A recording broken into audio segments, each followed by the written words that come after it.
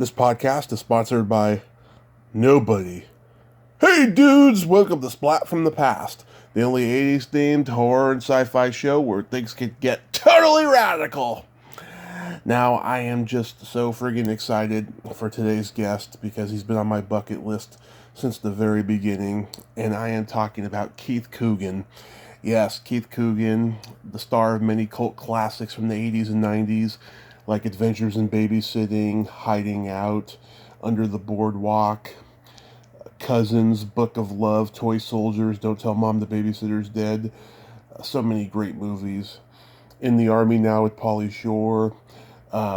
He's done a lot of TV, especially when he was younger, and especially when he was a kid. And of course, Jackie Coogan was his grandfather, a pioneer of child actors' rights, and it's going to be an absolute honor to talk to him today. I can't wait.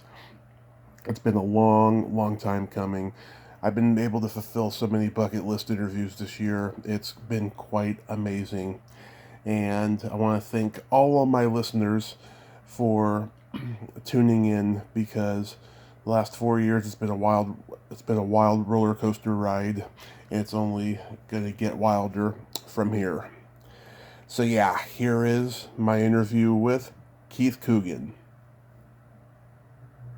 Hey Keith, welcome to the show, sir. How are you today? Hey Tommy, I'm fantastic. How are you today? Thanks for having me on the show. Oh, I am just spectacular. Yes, thank you. This is such a great honor. I'm very happy to talk to you today. Oh no, the honor is mine. You've done so many great interviews, and your story is just amazing.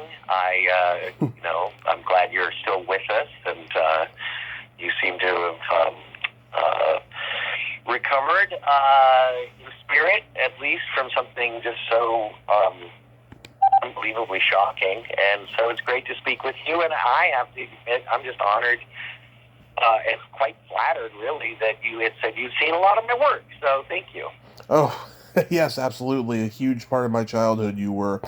And yes, this is just amazing, and I've had an amazing journey.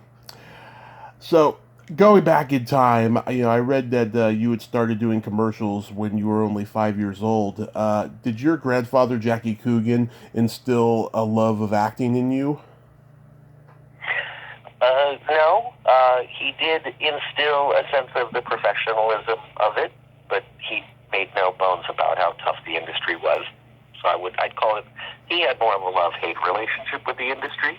Right. I thought it was a man for a kid to, I'd go to school and do my thing, and then I'd go, sell McDonald's or toilet paper or something like that. So it was a fun side activity, an extracurricular for a kid. After doing it a couple of years, and, it kind of looked like maybe I would be doing this for a bit, then he did, he would never help me read for parts or anything, but he would just reiterate about being a professional and being prepared, being on time, and watching your money, being careful of mothers. Oh yes, he pioneered child actors' rights with Coogan's Law, we should note, and he had made his debut in Charlie Chaplin's The Kid, which I still think is one of the most magnificent movies ever made. Oh, thank you. Although he did debut, he was a 1.5 when he was in Skinner's Baby, which was a two-reeler silent, not involving Chaplin or anything. But my great-grandparents were in vaudeville. Right. So that's how he was discovered, being on stage at, I guess, 4. And, certainly The Kid was a phenomenal international hit for Chaplin. It wasn't his first feature. I think he'd done Tilly's Punkirk Romance, but Okay. It was, I think, the first feature he had directed and wrote and starred in. 6 Reels of Joy, perhaps a tear, and a global phenomenon. The thing about silent films is you can just change those interstitial cards and put the language in whatever the local language is, and it can play in as many countries have projectors. Chaplin continued to become a great filmmaker, And he did some things in The Kid, like the dream sequence towards the end.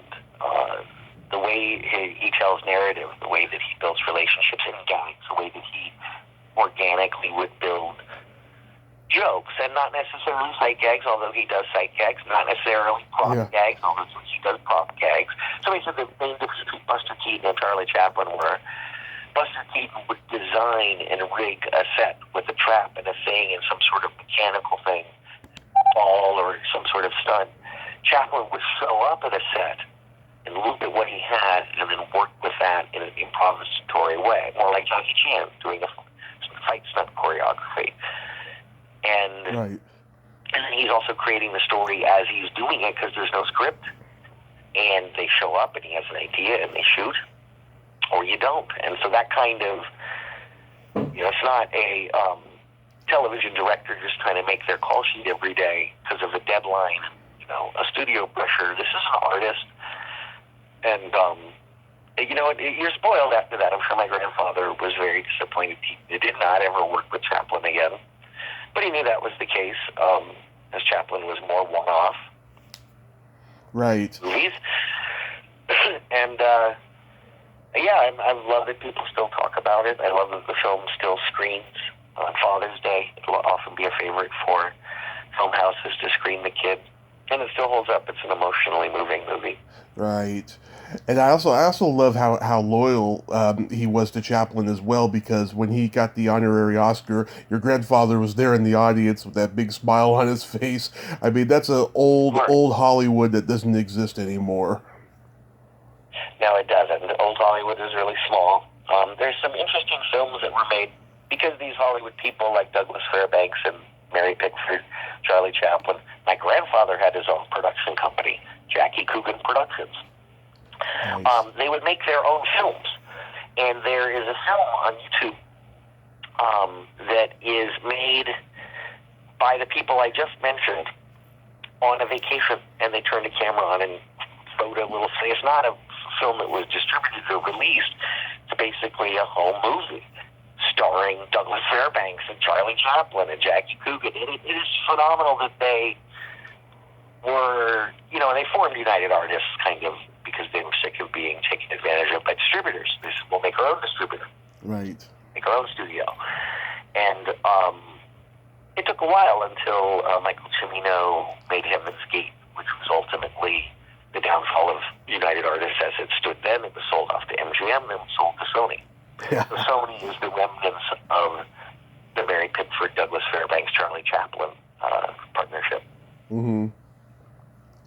Yep, and then of course your grandfather got a huge emergence as Uncle Fester on the Addams Family, which probably made him more successful than he ever imagined. As a bookend to a career, and of course he did continue working after Uncle Fester, but no role could ever eclipse that. Yeah. And that wasn't really his bag. I think he, like myself, was grateful and lucky to go do make-believe and get paid for it. And if you can do it for a year or two and you have a hit, or great. If you can do it for 5-10 years, that's great. If you could spend your whole life doing it, that's a kind of a different story. So I guess I'm kind of modeled in that way. My grandfather did inspire me in that this is it is a family craft. It is something that you spend a lifetime doing. Because you not only do enjoy it, then you also have the artist mentality of trying to do the best work that you can do. Absolutely. So when you were doing the commercials, what did you endorse? From Cool Whip, Charmin, Sugar Corn Pops, Sugar Smacks, what other, McDonald's. There's a series of McDonald's commercial series of Century 21 commercials. Mm-hmm. Wearing the little gold jackets and everything. Ford, Texaco, El Toro lawnmowers,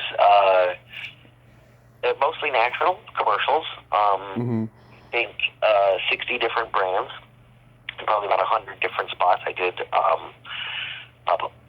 public service announcements, and those little short PSAs, like 30-second spots, and continued doing commercials up until I was 16. So between 6 and 16, Of course, I started doing television guest appearances, but I did commercials the entire time through. And this is all under the name Keith Mitchell. Mm-hmm. My mother did not want people to hire me just because I had the Coogan name, and so she hid that from me, and I had to go out and earn my own career.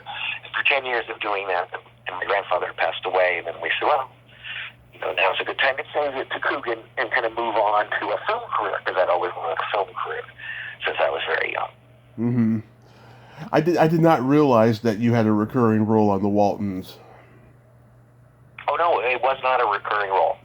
It was a series regular for the 8th season. Okay. 18 out of 26 episodes. We moved into the house. And that was interesting. I had doing guest appearances on shows, but to go to the same spot every day, the same stages, and, by the 8th season, there's only so many stories you could tell. Even within the season, I started to see plot lines kind of duplicate themselves. Yeah. And, it was such a unique thing. True family. I think the cast and crew, absolutely a family. You spend that much time with somebody. And they're telling a story, a Depression-era story. They move through into World War II and the repercussions on a Virginian family. And it was very simple. We weren't trying to outsmart anybody. We weren't trying to be slick. No big explosions or anything. Just tell honest stories about real people, I guess. And to this day, I love my time on the Waltons and love that they were very accepting of us. I say us because it was 3 cast members: Peggy Ray, Martha Nix, and myself. So I see them from time to time at autograph conventions and stuff, and they're just one of my old friends on Facebook as well. They just did a web series called The Quarantine Bunch with Judy Norton. Yeah, I talked to Judy Norton last year. Great lady. Oh, yeah, she's awesome. Yeah. Yeah, you did a lot of TV shows early on. 8 is Enough, Laverne and Shirley, Fantasy Island, Mork and Mindy, Knight Rider, Chips. I mean, you must have a lot of great stories from those. Sure. I wish I was a better storyteller, or I wish I don't know. I mean, I remember, working on the shows. I can't, because it's a profession, I can't remember too many stories of, problems or delays or issues, so nothing really sticks out of my mind. Even difficult scenes, crying or horseback riding or dealing with other animals. On the Waltons, I dealt with a lot of animals, chickens, dogs, and cats. Even if it's a difficult scene, if you're prepared and you do it, everybody can. We like to get out early. I was called One Take Mitchell. Yeah. What they need and move on. I was very focused. It was a job that was very easy for me, and it wasn't easy for a lot of other 8-year-olds. There were some that were much more talented than me, maybe more emotionally connected. Ricky Schroeder, Noah Hathaway, Adam Rich, all bigger stars and bigger names. Jason Bateman, I think bigger talents too. But I like just working. I don't need to be the star, but I do like I like working as much as possible. Yeah. I do remember I did the last episode of Chips, the last episode of Mork and Mindy. Oh. It was one that I think, it was after Laverne and Shirley had moved to Los Angeles. Right. And it was very close to it becoming the Laverne show. I remember I did 4 episodes of Chips, worked with all the partners. And I did episode 3 of Knight Rider, so it hadn't even TV yet. Here I am in a car with David Hasselhoff and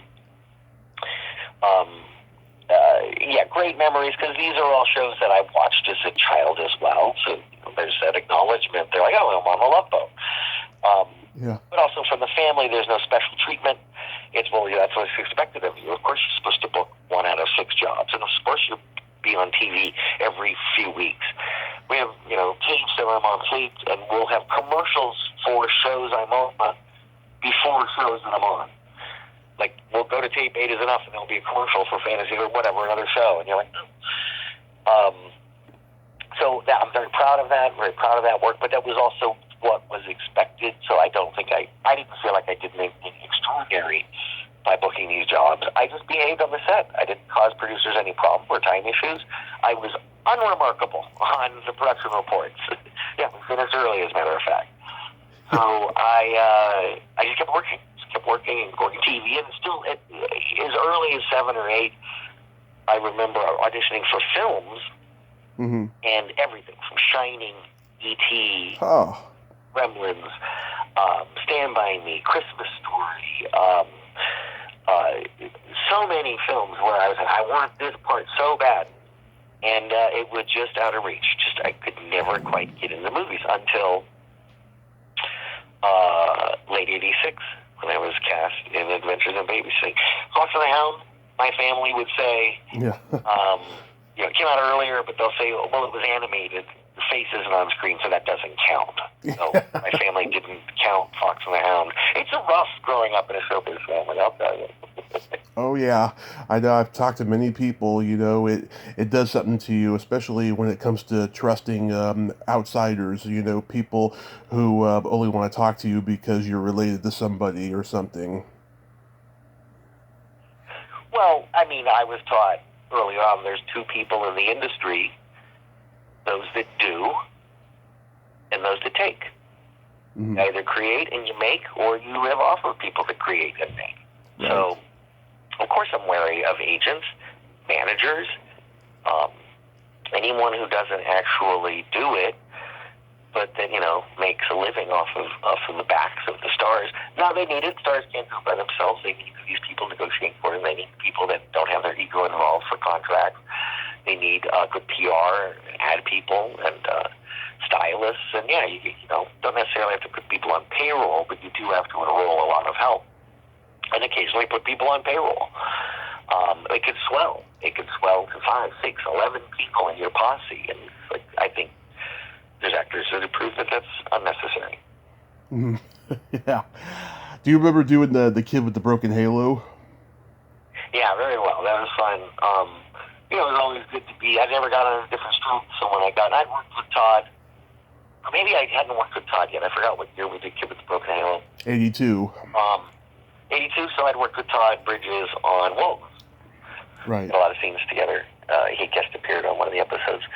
And the thing about, and that was the thing, I'd never gotten on different strokes, so to work with Gary Coleman and, of course, the legendary Robert Guillaume.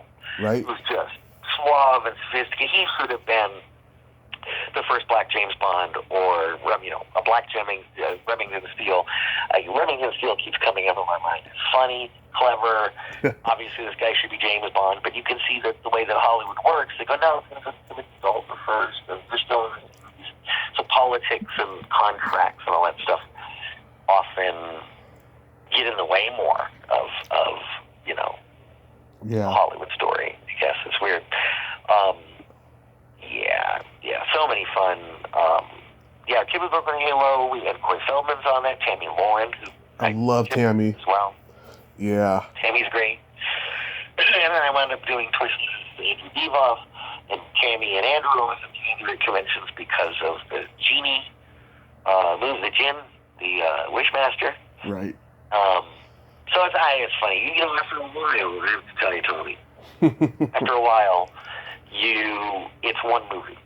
Right.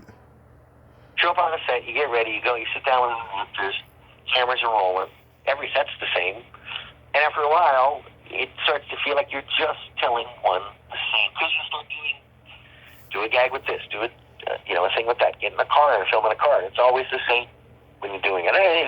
Occasionally you get really creative directors or people that either have too little time or too little money to do it the regular way, and they find inventive creative ways, which create the new voice to film. But sometimes it's just a bad directed to DVD movie, and nobody should be getting hurt. Everybody should get out alive. It's not the most important thing. It's only a movie. Yeah. I'm out every Friday. Everybody just relax. Everybody's full of it. It's all fake. Right. Everything. Everybody wears makeup. Everybody's got a girdle on. Everybody's trying to look better. It's all strung together with Scotch tape and kite string. The ones that use the Scotch tape and the bubble gum and the kite string the best win Oscars.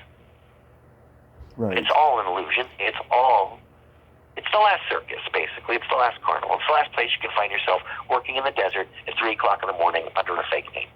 Yeah. Or a theatrical production, you know. So. But worse. Yeah. In the desert, you can find water. Yeah. So, Adventures in Babysitting, that was just a standard audition. It was mostly night shoots, I can imagine. It was actually a gauntlet of auditions, show, a callback, and then a screen test. So that was tough. I think I did a screen test for the Champ, the John Voight, Rick Schroeder Champ. Mm-hmm. I screen tested on MGM a lot. Right. That was, I think, that maybe another handful of things. I can't really remember, but big screen test for Adventure of Babysitting. And here's a rule: never take a script that has night in the title. Night Force, night, because you're going to be on night shoots. It was after 3 or 4 day stuff, just to get a few of the daylight stuff. We went to exclusively night shoots. Brutal, but if you do that consistently, then you wake up 2 or 3 in the afternoon, get something to eat, go into the set around 4 or 5, let the sun set, and you work until 5 o'clock in the morning. Mm-hmm. Now, did you all have a blast making it? Yeah, it was, and as much, because nothing was really fake. There was a few process shots, but most of the running around, climbing stuff, getting chased, all the vehicles we're in, we really were doing that. And so as a team, 4 of us running around. I say 5 because we were with handsome John Pruitt in the tow truck a lot, or we were with Joe Gipp, the car thief, in the Cadillac.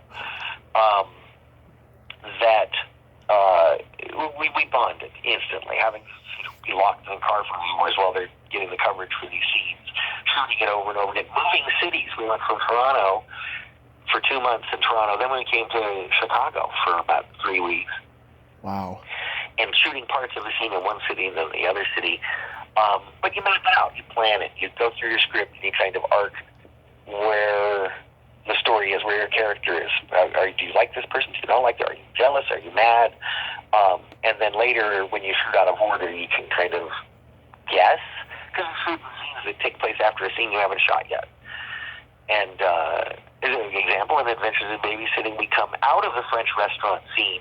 Mm-hmm. And in the script, and when we shot it, we hadn't shot the restaurant scene. Yeah. In that, we came out and he's like, "Did you see when I hit him?" Because in the script, he'd hit him with his fist, Anthony Rapp's character. Right. And that got rewritten and changed by the time we shot the French restaurant scene, the interior, to him kicking him. So I think they just removed a little bit so that you just see me hit him or punch him or something. But that is specifically we shot out of sequence. Okay. That's awesome. Yeah, I find it very interesting that it was shot in all 3 of those places. You know, was it just scenery and all of that? Yeah, for Toronto, they built sets, big sets, the Chop Shop set and the Associate Center set, the parents' office building, and then the some of the interior of the bus station. It was really for the hot dog wiener cart scene. Yeah. It was an extra scene. They go, we need one more cutaway to Brenda, the wonderful Penelope Ann Miller. Mm-hmm. We need a cutaway to Brenda, another one, just, the editors needed it or the studio wanted it. So they quickly built this fake subway set, brought a hot dog cart in, and couldn't find someone really quick enough to fill the role. So the head of the Canadian Extras Guild Union took the part. He's like, I'll do it. I can do it. And he's fantastic. They wrote that, handed it to them, and shot that in, I think during lunch of the regular crew, I remember looking over, what are they doing? They're shooting a pickup scene with Penny, who wasn't even on the call sheet that day. They called her in just to shoot this pickup shot. She was great. She gives one of the greatest screams. Yeah. With the jumbo-sized sewer rat. Yeah. Yeah, well, she's great, just playing, scared, the whole time in that movie. And of course, she went on to she's it. Freaked out. She goes in, and this bald Chinese lady with no pants on. Some guy says, I'm in his house, and a guy with a gun. I'm like, you mean just crazy city people, basically. And really, ultimately, evidence basically breaks down to normal, regular kids who go into the city where everybody's a little nuts. They're just crazy. It's just really like the city makes them crazy. Yeah. What was it like doing the blues bar scene with Albert Collins? Oh, amazing. He's a legend. I had a little, history of the blues and knew a little bit. I was only 17, but so kind of listened to him, and I understood he's going to be the blues guy. Bought his albums, and he had never lip-synced before to a playback, and so it took a couple of tries for him to realize he's got to do it exactly the same way he did it in the studio, because we recorded on a Sunday. Yeah. On our day off, we came in and did the vocal part. All of the music, we just recorded the track, and then immediately the next day, for 2 days, we did the blues bar scene. Oh, that's what I was going to say. Mm-hmm. So it had the interiors. It had the house, the family house. It had Brenda's house. It had as much as we could get away with only running the city street outside of the building, which wasn't even the same building. I never saw the Stone Smurfit container building, the Adventures in Babysitting building, the diagonal one. We never shot there. I didn't. They shot some process plates there for the special effects. We shot the lobby somewhere else, the outside of it somewhere else, and then had a set built for the inside of it. And then we came to Chicago for very needed, hey, we're in Chicago shots. So stuff on the expressway with the skyline in the background. All the superheroes live in the city. The frat house might have been up in Toronto. Hospital, blues bar, Chicago, had to be. City, Riverwalk, there's a riverfront walk where we run into the teen runaway. Mm-hmm. It had to be Chicago. And then we came to LA to do the Intravision work, which was used in Stand By Me and The Fugitive and Outland with Sean Connery. It's a front projection, and you see it in dailies the next day. There's no matte lines, there's no process shot, there's no blue screen. Right. It's in the camera, you can see it, and you can even do pans and tilts and some camera movements. And so they were able to cut it together. We finished in March, and it was released in July. Wow. We did all the music, all the editing, and all the sound, and color timing, prints, boom, got out. I don't know how many prints, 1,200 prints maybe. Wow, that's just like back It was to... a modest hit. Mm-hmm. Everyone made their money, and was happy. I've seen the bottom line. I know it was produced for. I know what they say it was produced for. I know that even if it tripled the costs, and then half the box office, it still made money. Which you have to do. Because you have to shoot the movie. There's pre-production costs, there's post-production costs. Right. And there's publicity and advertisement, P&A. Which sometimes matches. It's often about 70% of the movie's budget, 70 to 100% of the movie's budget added again just for publicity. So you say a $10 million movie, really you spent $17 million on it. But eventually Babysitting made $36 million at the box office. Mm-hmm. That had a very healthy video, VHS and DVD, and then cable run. Now it's on Disney Plus. I'm very happy with it. It continues to find new audiences as the fans and people my age are trying to get their kids. Yeah, I mean, I saw it, on video and cable a lot when I was a kid, and I'm pretty happy that's still going. I met George Newbern a couple years ago. He was one of the few celebrities I've met at a convention where I only got a selfie, not an autograph, just a selfie with, and he actually took the time to have a conversation with me and my mother, and I was very touched by that. Oh, yeah, he's awesome. Totally good heart. Yeah. Vincent D'Onofrio, of course, plays the garage mechanic who looks like Thor. I heard he's very eccentric and he's like a method actor. Did you see that on set? Well, yes, but you use the word eccentric and then method actor, implying that they're intrinsically tied together. And I want to say that there's enough method actors in this town that that's not eccentric. Yeah, okay. Lou Euliger's a method actor, and I did Vacations to Paradise Cove, the Sticking Together series, what was it called? A Purely Legal Matter, A Question of Law with Gina Rowlands, Jane Alexander, and Lou Euliger, method actor. Yeah. Jane Alexander, Gina Rowlands, method actors. Look at Faces and John Cassavetes and Gina Rowlands. So I'm 6 and 7 years old and working with method actors. So I didn't think he was eccentric at all. Andrew Divoff could be considered a method actor. Right. Like, he's the sweetest, nicest guy. But he likes to, if he's playing a scary guy, he wants everyone to think he's a scary guy while you're on the set. Of course. It's adorable.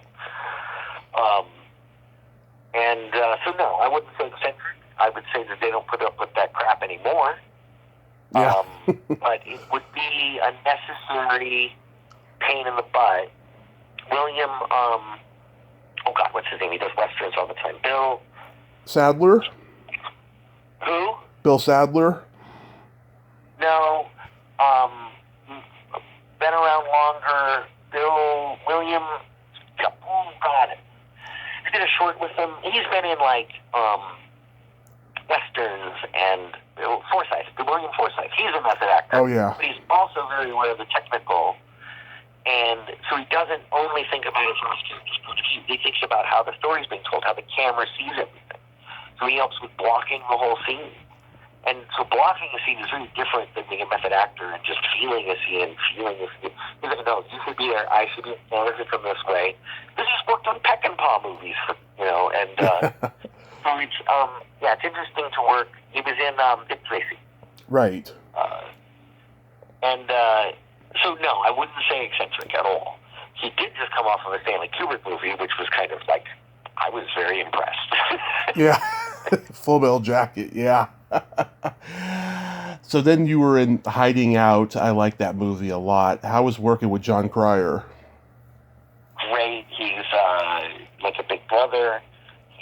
I didn't know that he was basically put that whole movie together. Found the material, got producers, got financing, got it made, got it released through De Laurentiis Entertainment Group.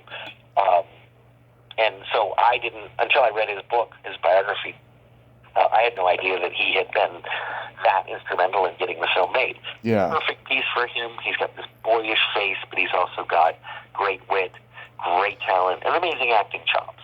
He can do it all. He really can do it all. And there's no wonder that in the late 80s and early 90s, late 80s, there were these great character pieces. Morgan Stewart Coming Home. Right. John Cryer has this great honesty about him. Vulnerability. Ducky. Yeah. And vulnerability is one of the magical ingredients to good character. So he was an inspiration. He's such a hard worker. So I'm playing the second lead or third lead, and I get to go home and rest and learn my lines and get up and get a nice meal, come into set.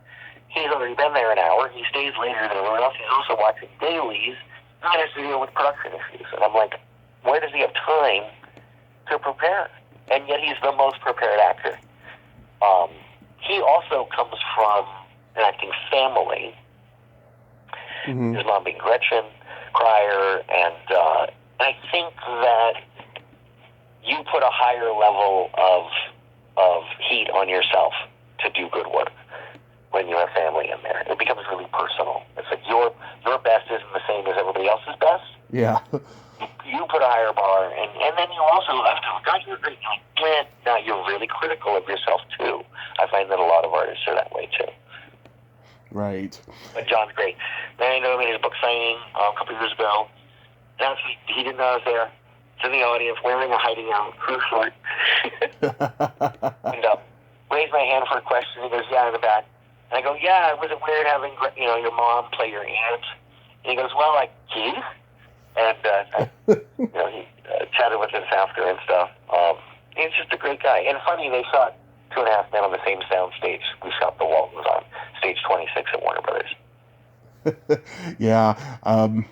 Bob Giraldi, he was coming off of directing iconic music videos like Michael Jackson's Beat It. Was he a good director on that movie? Yes, him and Daniel Pearl. DP was Daniel Pearl, who shot Texas Chainsaw Massacre, and then started working in music videos. So you see this language, and Hiding Out has a kind of music video feel to it. I don't know who directed the Pretty Poison video for Catch Me I'm Falling, but we did have 3 songs in the soundtrack in the top 10. Catch Me I'm Falling, Crying, the introduction to Katie Lang, and there's a Boy George song in there too. And the soundtrack is fantastic. I think the soundtrack is fantastic for that. So, in essence, I think Bob Giraldi is perfect. This is his feature directorial debut. And by using Daniel Pearl as the director of photography, he could leave that to him. And then he could jump in with us for the comedy or the drama or the thriller part. And it was one of the first movies, and we got some critiques on it, that it blended thriller with comedy. They're like, we don't see that a lot. Like, I've seen horror and comedy, like American Werewolf in London. Right. I've seen other blends of genres, but this was one that now is incredibly popular. The spy thriller, whatever, cop, procedural comedy is a total trope now. So I think he did something kind of groundbreaking. It had good bad guys and like, he's going to do 2 each into the third act. And it's a romance love story. Annabeth Gish was great. So great to work with her. And she had just come off of, or was about to do, Mystic Pizza. I can't remember if it was before or after. So many people with great careers, and it's neat to be working with them, and then also like Penelope and Miller had just come off of Biloxi Blues, but it hadn't come out yet while we were working. And she was about to go on to do so many movies, Shadow and Carlito's Way. And so it's like I hold on to the honor of how proud I am when I work with someone, and then later they become even more successful. Like, I worked with them when. Yeah. Well, it was a much more intimate business back then. It was before the internet. Pretty much everybody knew each other. Yep, and the ones that are still alive, we still know each other. We just keep losing people, which I hate. Yeah. But we're losing less and less to I think this generation of performers approach it more as a business and don't take it as personally. Right. I almost want to say the method actor part of it. You put so much of yourself into the work that if it is a bomb, or now you're not getting cast again, it hits you in the spirit. And so separating that yourself from the product. And now kids today, they invented the term branding. They know they're a product. They probably don't have that schism where they set their ego and their self-worth and value on the numbers. Right. The box office numbers, the record numbers, the release numbers, the views, the hits, the likes, the comments, the retweets. The algorithms. The algorithm. Hey, Al. Yeah. I'm just watching something where they did a joke on algorithm. Oh, yeah. Yeah, they're like, who's this algorithm guy? Like, no, it's not. That's a program. It was really funny. I forgot what I was watching. Yeah. I'm a huge fan of Under the Boardwalk. I think it's a very underrated movie, very West Side Story-esque. How was making that one? This is a really deep cut. Oh. It got a limited theatrical release with 60 theaters, mostly in California, college towns, beach towns, surf towns. But it's a Roger Corman movie, shot in an insanely short amount of time. Actually, we shot for a week, hired the director and the 2 leads, right, and hired Fritz Kirsch. We went to turnaround for a week. Everybody that stayed on was getting paid during this week as they redid it for Fritz. Fritz was famous for directing Children of the Corn in 4 weeks. on time and on budget, under budget. So he is a guy that you call in when you have an emergency and you need to make the film financiers and the guaranteed completion insurance bond people happy. You call in Fritz. Fritz shows up and he goes, you stand there, you be funny. You stand there, you stand there, great. Oh, rolling. And it's Corman, so you do one take, and then moving, you do one take, shooting the movie. And you never give up on a sequence. Oh, it's raining. Screw it. Just change this and light it differently. Keep going. So I learned a lot about making lower budgeted movies under the Boardwalk. Mm-hmm. And it's got the same amount of care and detail from script supervisors, continuity and wardrobe and hair and makeup and story. Does this make sense? Even though we're speaking bizarre language, it's obviously West Side Story, Romeo and Juliet, but instead of Capulets and Montagues, use now the Lokes and the Vals. Right. And I grew up in Malibu. I think we had Butthole Surfers do Surf Punks do a few songs. And they're in the movie. We go into a club and they're playing Our Day Will Come. First they're playing Ballroom Blitz and they play Our Day Will Come. Yeah. Punk versions of that. We shot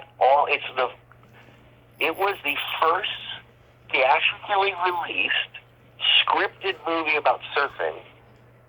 So we're including Big Wednesday in this. Big Wednesday, though, was not. But this, On the Boardwalk, was at the time, the only surfing movie that was shot entirely in California. Usually they go to Australia. Usually they go, or even Northern California. This is all Southern California. And they invented a surf cam. It was a steady cam on the back of a jet ski that could go with the surfer. So a lot of the surfing footage, you're like, how do you get these shots? They're only 2-3 foot waves. But what's amazing is you're moving laterally with the surfer along the wave. And that's amazing on the budget that they did. And I also got introduced to and worked with someone who became so huge in the industry. He's won Oscars. Tony Gardner did the special effects makeup for that. It was like compound fracture with a bone sticking out over all those wet marks. Yeah. And they also did my old age makeup and Roxanne O'Dell's old age makeup because it takes place in the future. Right. So Under the Boardwalk was... Oh, and we had Sonny Bono, Corky Carroll. Dick Miller. Oh, God, Dick Miller. That was the scene that got the other people fired. Yeah.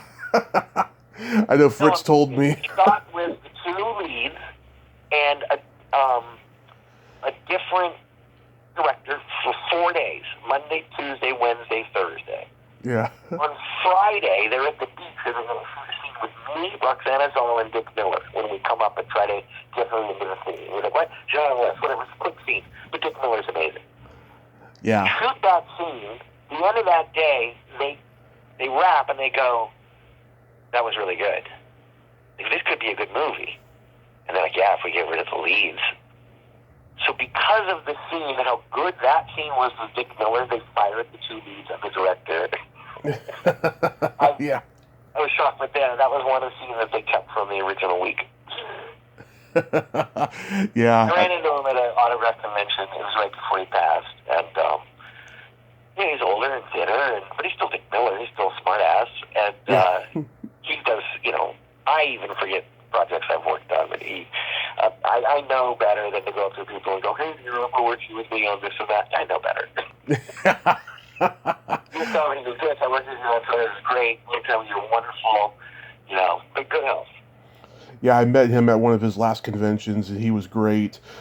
He was dumbfounded that I asked him to sign the cover of a DVD of a movie he didn't like doing. Which movie? Chopping Mall. Oh, that's a classic. He should relax. The director, Jim Wynorski, yelled at his wife on that movie. And Wynorski's an animal. Yeah. I think he's the one that's quoted as saying, it really takes 3 days to make a good movie. Exactly. I think all those guys have been saying that for years. All those low budget guys. Yeah. I talked to Stuart. Yeah, Under the Boardwalk was amazing. We had a cast and crew screening at the Zanuck Theater on the 20th Century Fox lot. Yeah. And I'm like, wow, that's a good, who knows who to get this. So it screams, and we're like, that's, a little bump of the production value is pretty good. I didn't think it would give the music really brought it to life. And the titles, I was like, oh, this is a really fun product. I loved it. This is a fun little movie. So now, I smoked back then, so now I have a cigarette with some of the crew out in front of the Xanax Theater. And you can see the new Falls Tower Plaza building. It had just been built, or maybe it was actually still being built. But it was basically finished on the outside. I don't think it had been occupied yet. And the towers above the lot. And in front of the Xanax, there's this corridor between the sound stages where you just see the Fox Plaza Tower. And we're standing there speaking, smoking and talking, and the top of the building blows up. No warning, just we hear and the flashes, and we look, and these naphthalene fireballs, like 4 of them set around the top of the building, just go, the whole top of the building goes up in a ring of fire. Oh my God. And there's no helicopters, because the helicopters were added later. What the hell was that? Now they're shooting something. That was naphthalene. Yeah, it was a 1/6 thing. Oh, okay. So like the special effect guys are saying exactly what mixture they use. And I'm like, wow, that's crazy. Didn't know until I'm working on Cousins. I'm working on Cousins, and being the one of the stunt coordinators who is Arnold Schwarzenegger's regular stunt coordinator and doubled him on Red Heat. Oh yeah. We go to see. He goes, we got to go see this movie Die Hard. And I'm like, I totally want to see Die Hard. But I'm on a hold, so I have to run out of the theater halfway through to call production office to see if they need me on set. You have to call in every hour when you're on hold. This is before cell phones. Right. I'm getting blown out of the back of this movie. This is the most amazing movie. And towards the end, they blow up the building, and I go, I was actually there, and I saw them shooting Die Hard. I didn't even know it at the time until the movie came out. Yeah. Oh my God, it's a crazy business. I talked to Stuart Fracken this summer. How was working with him? He was great. His website is amazing. You just got to just see it. He has scanned costumes and scripts. Oh yeah, I did. I didn't know he had a website. I'm going to check it out later. Yeah, it's pretty awesome. Stewie, the guys, Wimmer, Fratkin, Marks, Wally Ward. I can't even name all the guys. They were the Tybalt, and they were all represented as characters in Romeo and Juliet. As a matter of fact, when Brett Marks breaks his arm and gets knocked out of the competition, structurally in Romeo and Juliet, that's the fight where they fence and he accidentally kills him. So when you get killed, you get knocked out of the surfing competition. But it's amazing how it structurally tries to stick to the Romeo and Juliet narrative. Yeah. Yeah, Chris Rydell, he's in there too. Oh, Rydell, thank you. I was trying to remember Chris Rydell. How was making Toy Soldiers? You got to work with a lot of your contemporaries in that. Oh, yeah. We got to be smartasses while all these adults made this action movie around us. And best roles, you get to spit at terrorists and talking about, shooting them and blowing them up and stuff. And then we're a little more timid than that, but I think information is just as powerful as weaponry. So getting that information to the adults, I liked it, and it gave us our little hero story. It didn't say the kids are totally smarter than the military. They needed each other. Right. To, get the terrorists. It showed the value of people's children. It also was a hard R movie. Yep. And I gave it to David Petrie. I give it to TriStar, which is Sony, in that they didn't shy from it. Great bullet hole effects and explosions and fantastic deaths. Good, late 80s style R-rated filmmaking. So to be in something like that, I was like, this is the greatest thing in the world. And it was a tough shoot, 3 months in Virginia, Charlottesville, Virginia. We did a week in San Antonio to double for the South American country. And we stayed in a Days Inn hotel, about 40 minutes from the school, the Miller Academy, which was also in major pain. Right. And I'll run into people And they go, hey, I worked on Toy Soldiers. And I'll be like, you did? What'd you do? And they go, I built the wall.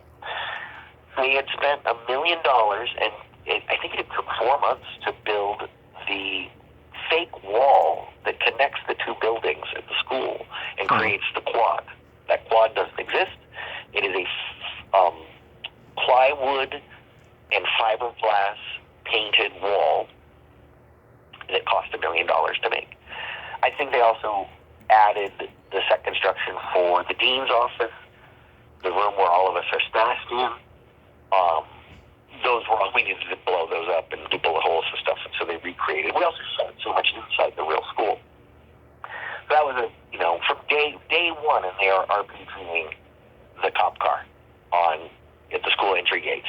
Why the line going where the rocket goes through it? I'm like, this is the greatest movie ever. And one day towards the end of filming, I come out of my trailer, and there's 2 helicopters above me. So a picture helicopter, another helicopter. Things exploding, machine guns going off, and I'm like, this is the greatest thing in the world. And I don't have to get hit with blood or fly or do a stunt. So I get to do an action movie, and I have to do any action. It's fantastic. It was perfect. Nice. Now we get to Don't Tell Mom the Babysitter's Dead, which I think is a very hilarious and underrated movie. As we know, Christina Applegate made a horrible announcement this month, which is tragic. How is she to work with? Oh, God, a dream. I'd already respected her and was acquaintances, and had known her for a few years before. I was like, I'm going to get on a movie where the parents aren't there, and the female lead is really, it's the pictures about her, and I think I've done something like this before, as I said, Babysitting. And so I was kind of familiar with the territory. The script was really sharp, so much great dialogue in it. Mm-hmm. And she's carrying a picture, Christina's in every scene, basically, and does it like it's nothing. I mean, she can come in and put a 12, 14-hour day and still look great. For women, that's the way it is, and that's the way it was. And I know the industry's changing, but it is all about appearances, or it was, especially when you sexualize people. We know that movies that do that. So she's great. She's not sexualized. She's maturely sexualized, I think, in that kind of coming of age. So it's really her story. Right. The work with her was a dream come true. Not only because I get to work with Christina, but how she works. It's all about the comedy. It's all about there's no ego involved. She's just there for the gag, and she plays it as straight as possible. And so I was lucky to be in a Christina Applegate movie. And then that was one where I didn't go method, but I was heavily in character to the point that I could react, out of script, and improv or whatever, a bit here and there, and they kept enough of it in there that get really good laughs. And I don't know if I could have thought of those ideas the night before and made notes and then tried them on the day. I just was so kind of in character that, they would happen. So, and that was shot before Toy Soldiers. Mm-hmm. Then they released them opposite. Yeah, she had great chemistry, too, with Joanna Cassidy, who I've met. What a great lady she is. Joanna Cassidy's wonderful. Talk about someone who could come in and have airs. Mm-hmm. Like Blade Runner, Who Framed Roger Rabbit. Pick any of her movies and you're like, wow, this is a phenomenally, awesomely intimidating woman. She's going to have great strength. And she came in, snorting, cackling, sitting on the floor eating M&Ms off the floor. Right. I got to spend a lot of time with Joanna because we both had earlier makeup calls than Christina because we both wore wigs in the movie. Hers they did her bangs in a way that you don't see the lace against the forehead. Mine had hold up in close-ups and really looked like that thing's growing out of my head. I get in the makeup and hair, and Joanna would come in to hey, Joanna, how's it going? Laugh and chat and listen to music and stuff. And of course, all hair and makeup, they're just telling you, you look great today. Actually, my makeup artist was like, you got some breakouts, we're going to shift you to water-based makeup and go on diet sodas. I was forced to drink Diet Pepsi during No Tell Mom just to kind of calm the acne down. Yeah. Too much information. Way too much information. Oh, believe me, I've heard worse. Yeah, Danielle Harris and Joaquin Phoenix played the younger siblings. They were great, too. And, of course, they've gone on to good careers. Danielle Harris and who? Joaquin Phoenix. No, he's not in that movie. I could have swore he was for some reason. Huh. No, it's Christopher Pettit. Oh, okay. For some reason, I thought it was Yeah, he Joaquin. passed away a couple of years after the film. He hung with Toby and Leo and was of that same, at the time, he was like about to be a huge breakout star. Oh, okay. Do you remember guest starring on Tales from the Crypt? Of course. What a great episode. What a great cast. Krause, Dylan, London, Gaines, Meredith Salinger. Salinger, who I worked with before on a show, The Great of Grady. Imagine if high school football was replaced by professional spitting. Yeah. I went to grade school with Meredith. We went to Webster Elementary School together. I know Meredith forever. Directed by Bob Gale, who wrote Back to the Future in 1941. Yep. And we were, it was shot at the Nothing But Trouble House. At the what house? The Dan Aykroyd, John Candy movie, Nothing But Trouble. With Oh, yes. That's the same house from House of Horrors, Tales of the Crypt episode. Oh, that's cool. I didn't know that. Yep. We even had some of the junkyard cars around it from the parking scenes. Oh, and the little house was also in the flat house in House of Horrors is a little house that's off to the side of that big mansion, and it was used in Critters. I think Critters 2, more specifically. Wow, that is cool. Yeah, that's cool. You get to use all the same sets, to make it all terrifying, Well, so there are 3 budget levels in LA. There's big studio budget levels where everything's built on a sound stage. You go to, Frank Lloyd Wright houses to shoot on location and, paying huge money. Yeah. Then there's medium budget where you build shoot on use real houses. Nothing too fancy, nothing too crazy. And then there's low budget where, goddammit, you steal it, shoot it, swipe it, fake it. You're going to use one mansion that's going to be every single interior location in every single scene. Just use a different room. Shoot it this way. And then there's smaller studios, actual filming studios that aren't major motion picture studios. There are these places that are infested with vermin, breaking down fire traps, specifically a place called Lake Studios, which is great. It's not a fire trap. It does have a lot of cats, though. But if you have a certain budget level and you're under a certain amount, you're going to be shooting at this studio. You're going to certain places. So it's funny, you'll talk to somebody who's worked a lot in the industry, and, they'll mention the movie and kind of guess budget level. You go, you guys did that. Mention it studios with them. Like, oh, yeah, of course we did. Who has money for anything nicer? Funny. I recently saw you have a cameo in Jay and Silent Bob Reboot. How did that come about?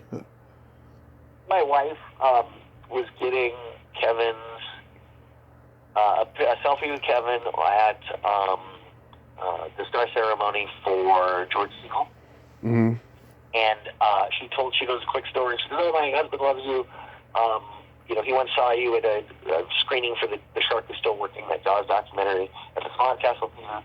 And I did. I'd seen Kevin in the theater of the movie, but he was surrounded by people in the lobby. Yeah. I'd never met him before.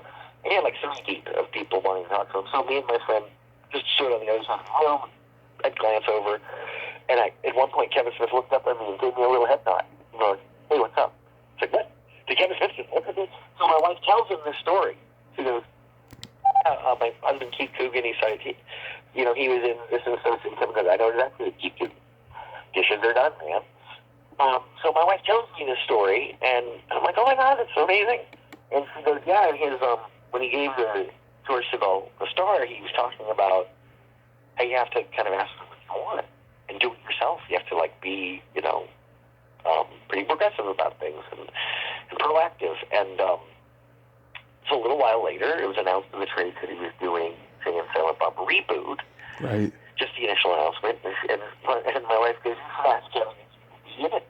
And I'm like, "You don't do that. It goes to the agent thing, you read for producers, and then you get on a set. That's not the way you do it, honey." She's like, "No, we'll do it." So we went to a podcast, Babylon, with Ralph Garman, and I brought dishes. Signed, dishes are done, man. I'd even written a little, like, couple-of-page scene of, like, maybe what I could do in the movie. I had a little idea. It's like, well, you should put a little package together. We go and find him at the theater that he's doing, and I gave him a post him and give him the gift. And he loved it. It was a weird week for him because it was the week the Weinstein news had come out. And he'd had, his earlier films have been tied in with Weinstein, and he just made the decision to donate all of his residuals from those two women in film. So it was a rough week for him. He was getting a little heat for his relationship with Weinstein. And so he was like, "That's a nice thing." Sometimes people in Hollywood, do nice things or whatever. And I asked him, I go, "Hey, I'm doing reboot. I wanted to know if I could be in it." And he immediately goes, "Yes, you're in. And I've been in Hollywood a while. I hear people talk out of their ass all the time. You don't have the job until the second paycheck clears. It happened. He announced it that night on the podcast. Followed through. I lost touch with them. Then I ran into him at the Sony lot again and got his contracts in and, went to New Orleans and did my bit. It took all of 2 hours. I think it was like the 4th or 5th to the last day of filming. So it was the last week of production. And it really worked out. He was great. I got to work with Dietrich Bader, who I'm a huge fan of. Yeah. Recreating the security dick role, and Jay and Kevin. I was like, as soon as we filmed it, I was like, "Please don't cut me out." I was like so worried because it's something you can easily cut out. And we go to lunch, and one of the crew members goes, "It's funny seeing it, considering it's a good payoff considering how it was set up." And I go, "What do you mean set up? Because you don't get the whole script in a Kevin Smith movie. You only get your pages." Mm-hmm. And he goes, "Oh no, we already had a thing in Brody's stash, secret stash with when they talk Don't Tell Mom. They quote the dishes are done." He goes, "They name drop you." I'm like, "You're kidding me! I had no idea that I was mentioned anywhere else in the movie." And then later it comes out and everything, and people are asking Kevin Smith, and he goes, "Yeah, maybe there's a little too much Keith Coogan in there." Thank you, Kevin. Great, opportunity. It's an honor to be in your movie. And it's funny, he said when he said yes to me, when I asked could I be in the movie, he said that there's a difference between how he sees people before he started making movies and after them. And he goes, "Before I started making movies, I watched a lot of movies." Yep. And he sees those movies a little differently. And Don't Tell Mom the Babysitter, that was one that he'd seen just before kind of going into his film thingy. And I hope that Kenny's story of being, "Hey, I got to do something. Let's go to Culinary Academy." Maybe it'd motivate him. I don't know. I haven't talked to him. It would be great. He's obviously driven, motivated, incredibly talented filmmaker. And one of the only truly independent filmmakers I've ever seen. People claim to be independent of this. No. I've never seen anyone who now absolutely finances his own thing, figures it out, makes some shoots it, cuts it, distributes it, writes it. That's independent filmmaking. And Clark truly was one of the first truly independent films. Yeah, absolutely. He's one of the greats, I have to say. So, do you have any upcoming projects you can talk about? Excuse me, downing my last cup of coffee. Sure, you can look for Quarantine Bunch. That's the QuarantineBunch.com web series about former child stars support group. They had to move online because of the pandemic. We've got the director of Magnum Opus, which is the making of Jay and Silent Bob reboot. Dr. Joshua, he had a little nice thriller that he's making himself, and I got a part of that as a pretty awful newscaster, kind of investigative journalist guy. it's then a web series on its own, and created by Troy Burbank, and it's got some familiar Leandro Jersey faces in it, like Brian O'Halloran, Ernie O'Donnell, and so it is guys where their parents had to move to Florida, so now they have to live on their own. 40-year-old Jersey guys, and I play a divorce attorney, and I got to work with Brian O'Halloran and poker scenes and stuff. Very, very fun, very, very cool. They just had a premiere for a pilot episode in a theater. They'll hopefully sell the whole series and stuff like that. Nice. And I'm just currently auditioning for tons of stuff. I have an audition to put in today. And really good. You know, it's not, I know that some episodes can get several a week. I've had a dozen or so just this year alone, but really good projects. Like I can't mention them because they have to sign these non-disclosure agreements. Right. Good, high-profile, big stars, great names behind them. And so I'm lucky. I have a great agent. And so I am now just working and getting more work, which is just the moment you wrap a movie, you're out of work. Exactly. And September 3rd through the 5th, you'll be at New Jersey HorrorCon and Film Festival. Have you ever been there before? Yes, we did it when it was in at the Showboat. No, we did it when it was at Hotel Inland. We haven't been to the Showboat. It was delayed because of the pandemic. Yeah, we've done the show before. Love it. I was told because Danielle Harris was there. She can't go to the sequel. We have Joanna Cassidy. So me and Joanna Cassidy will be there. Nice, nice. Hope I get to meet you at a convention in the future. You like doing conventions? Well, not only do you get to see other stars and some friends and people you worked with before, but I think the fans really appreciate it. I mean, I know I like experiential meetings with celebrities. I don't necessarily want a picture with them. I don't want an autograph. I just want to talk to somebody for a second. Hey, I love you in this movie. You're really talented. Or, whatever. Yeah. See them order coffee. You're like, oh, I just saw Sam Jackson order coffee. That's what I like to have the experience with a celebrity. And somebody said a great quote. Sometimes it's better to be seen by a celebrity than it is to see a celebrity. Fans just want to be acknowledged. They want to be seen and heard. Right. It is very personal to them. They're in their living rooms. They, bought something with you in it, took it home and watched it. And then money finds its way to producers, and a small cut goes to the actors as residual. And that's incredibly important. That's a huge deal, and I think a lot of actors take that for granted. That the audience is this nameless, faceless, all-buying, all-seeing, all-forgiving audience. They're not. And, a small percentage will write fan mail. I know I would get regular, letter fan mail in the 70s and 80s. And now a small percentage, reach out and say hi on socials and stuff. And a small percentage goes to change. Not every fan of everything. There is a certain level. That's a level of devotion. That's a level of really loving something, and you want to go, experience more about it and meet the people that are involved in creating it. And so, you don't want to break anybody's spirit. You don't want to be a douche. Even though I might be at heart, but you got to put on, I'm pretty jaded growing up in this town. Los Angeles, a lot of traffic, a lot of anger. Yeah.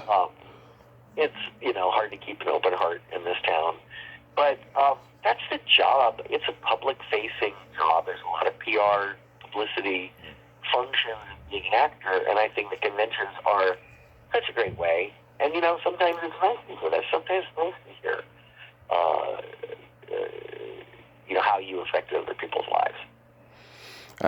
That is very well said, Keith. I want to thank you so much for coming on today. This has just been truly fun and amazing.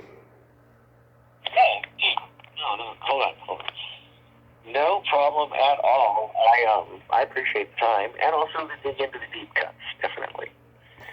Awesome. Well, you have yourself a great day, and please stay safe. You too. Take care and rock and roll. All right.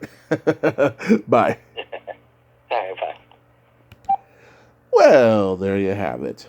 Keith Coogan. Ain't he a cool dude? Nice guy. Very, for a guy who grew up in the business, and like he referred to himself as jaded, he's still got a good head on his shoulders. And I really enjoy talking to him. His grandfather is proud of him. Well, until next time, this is Tommy Throwback Kovac saying there's no shame in living in the past, because the present sucks. Later, dudes.